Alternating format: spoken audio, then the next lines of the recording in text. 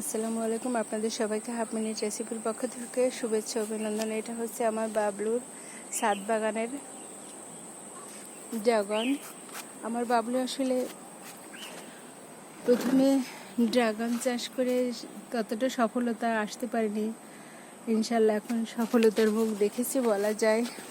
Already আমরা সর্বমোট 3টা ড্রাগন আমরা খেয়েছি এবং এত সুস্বাদু, ভিতরে লাল রঙের ড্রাগন। আর লাল রঙের ড্রাগন আমার ভীষণ ভীষণ পছন্দ।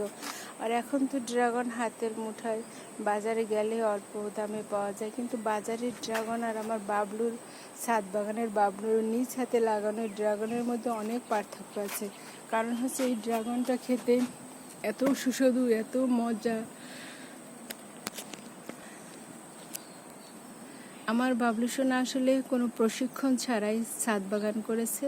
মূলত তার একটু সে বিভিন্ন কারণে সে আসলে অনেক তার কষ্ট ছিল, সে কষ্ট থেকে দূর হওয়ার জন্য। আর মূল কারণ হচ্ছে আম্মু সোনা সে আবার বাজারের কোনো খাবার খেতে পারে না, কারণ তাতে কীটনাশক দেওয়া থাকে। আমাদের আদরের প্রাণপ্রিয় মায়ের জন্য বাগান করা। আম্মু আবার ফলমূল খেতে ভীষণ ভীষণ পছন্দ করে। তো আম্মু ছাদ বাগানে এসে আম্মু ফল পেড়ে খাবে, সেই আশায় সেই ভালোবাসা নিয়ে আমার বাবলু সোনা মূলত ছাদ বাগান করেছে।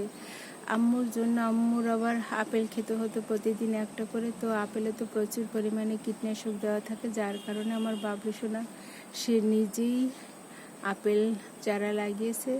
তাও জাতীয় বৃক্ষ মেলা থেকে আম্মু কিনে দিয়েছিল। তো তাতে কয়েকটা গুটি পড়েছিল, মোটামুটি বড় হয়েছিল,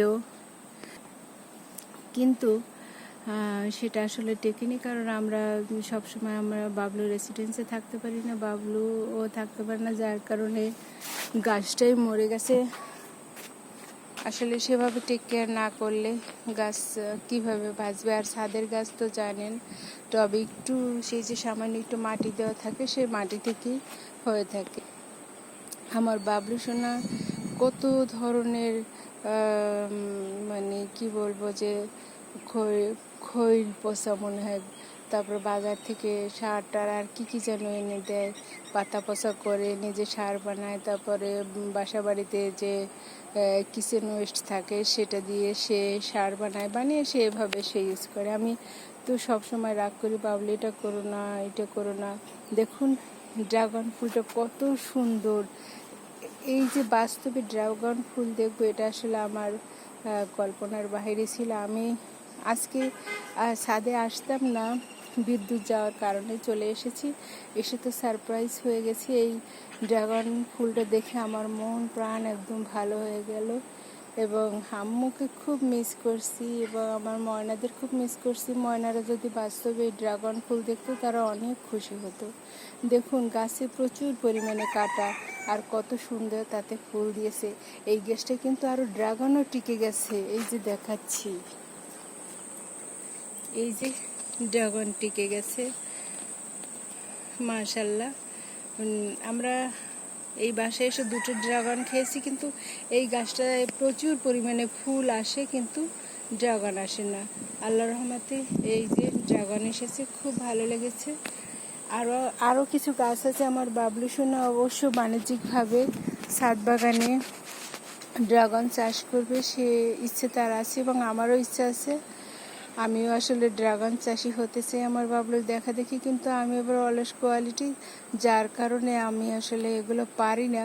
তারপরও চেষ্টা করি মাঝে মাঝে আমার বাবলু সোনার কাছে থাকলে সে একটু কাজ করে একটু সাহস পায় আর তার ভালো লাগে। মাঝে মাঝে তার কাছে থাকি, কিন্তু সকাল বিকাল পানি দেওয়া, একবেলা না খেয়ে থাকবে কিন্তু গাছে পানি দেওয়া বাদ যাবে না। এই হলো আমার বাবলুর অবস্থা। আর আমার বাবলু সোনা যে পেট ভরে খায় তাও না। দেখুন এই ফুলটা আস্তে আস্তে দিনের বেলা একদম চুপসে যাবে। বৃষ্টির কারণে অনেকগুলো ড্রাগন ফুল ফুটেছিল, কিন্তু বৃষ্টির কারণে সেই ড্রাগন ফুলগুলো আর টিকে থাকতে পারলো না। আসলে কি, মন ভালো করার কারিগর হচ্ছে আমার বাবলুর ছাদ বাগান। কোথাও গিয়ে শান্তি পাই না যে আমার বাবলু সোনার ছাদ বাগানে যাই, গিয়ে একটু শান্তি খুঁজে পাবো। আমার বাবলু সোনার রেসিডেন্স ভালো লাগে এবং লাগার কারণ হচ্ছে ছাদ বাগান। এই যে আমার বাবলু সোনা নিজ হাতে একটু একটু করে তিলে তিলে ছাদ বাগান করেছেন এবং সে অল্প দামে ছোট ছোট গাছ কিনেছেন, বেবি গাছ কিনে সে যত্ন করে বড় করেছেন। তো সে বেশি খুশি হয় তাকে যদি কেউ একটা গাছ গিফট করে, কিন্তু কেউ তো তাকে গাছ গিফট এখন পর্যন্ত করেনি। ভবিষ্যতে হয়তো কেউ করবে গাছ গিফট, কেউ তো হয়তো জানে না। কিন্তু আম্মু তাকে অনেক গাছ গিফট করেছে এবং আম্মু আসলে আমাদের ভীষণ ভীষণ ভালোবাসেন। আম্মুকে ভীষণ মিস করছি। আম্মু যেখানেই থাকেন অনেক ভালো আছেন। আম্মুর জন্য সবসময় দোয়া থাকলো। আর আসলে আম্মুর কথা বলতে গেলে আসলে দিন রাত শেষ হয়ে গেলেও ফুরাবে না। আম্মু এত ভালো মানুষ। আম্মু যদি ড্রাগন ফুল দেখতো ভীষণ খুশি হতো। আম্মু ফুল ফল ভীষণ পছন্দ করে। এই যে আমার এখানে দেখতেই ভালো লাগে। আসলে আমি খুবই অভিভূত এই যে গাছপালা দেখে, বিশেষ করে ড্রাগন ফুলটা দেখে আমার ভীষণ ভীষণ ভালো লাগলো। আমি হঠাৎ করে ছাদ বাগানে এসে দেখি কি অনেক বড় একটা ড্রাগন ফুল। আমি দৌড় দেবো না লাফ দিব, আমি খুবই খুশি হয়েছি এবং আল্লাহর কাছে কৃতজ্ঞ। এত দেখেন, এত কাটা গাছের ভিতর, এত কাটা গাছ, এর ভিতরে কত সুন্দর দারুণ একটা ফুল হয়েছে এবং সুস্বাদু ফল, খেতে এত ভালো লাগে। এবং ড্রাগন ফল পেরেই খাবেন না, দু একদিন রেখে দিলেই ফলটা আরও মিষ্টি লাগে এবং মুখে দিলে একদম কি বলবো, সেটা একটা স্বর্গীয় অনুভূতি হয়। আরও আছে আমার বাবলু সোনার গাছ। এটা হচ্ছে, এই গাছের ফল এখন পর্যন্ত খাওয়া হয়নি। আল্লাহর রহমতে এই গাছেরও এই ফলটা ইনশাল্লাহ টিকবে। এই যে গোড়াটা একদম সবুজ আছে, গ্রিন আছে। এই যে আমার বাবলু সোনা লাগিয়েছে। আর ড্রাগন চাষ করতে খুব একটা খরচ হয় না। দেখুন কিভাবে লাগিয়েছে, তাতে আল্লাহর রহমতে অনেক ফুল আসে। এই যে এটা একটা টিকে গেছে, এই যে দেখুন। তারপরে এই আর একটা, এই আবার আর একটা টিকে গেছে, কত সুন্দর।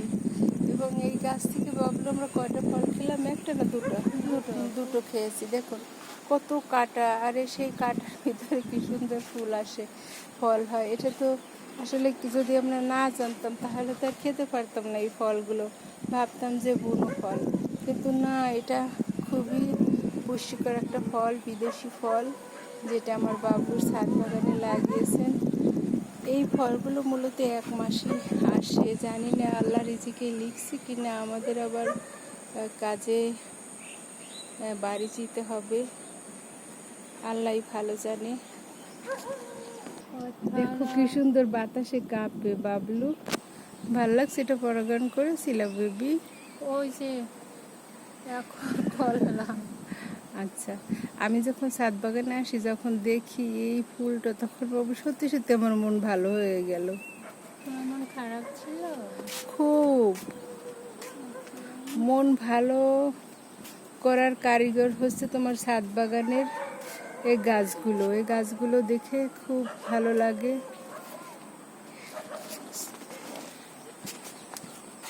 মাশাআল্লাহ, এই গাছটা টিকে যাবে, ফুলটা টিকে যাবে, ভীষণ ভালো লাগছে। আল্লাহর কাছে কৃতজ্ঞ এবং আমার বাবলু সোনার জন্য অনেক দোয়া। সে অনেক পরিশ্রম করে এবং পরিশ্রম করে, আর আমরা সবাই চিবিয়ে চিবিয়ে খাই, আয়েশ করে খাই। আর আমার বাবলু সোনার তো ধরেন সকাল বিকাল পানি দিতে হয়, তারপরে খাবার দিতে হয়। এতটুকু ড্রামে খাবার না দিলে তো এত সুন্দর ফল ফুল আসবে না। খুবই ভালো লাগছে। আর বাতাসে যখন দোল খায়, পাপড়িগুলো দেখেন কেমন করে।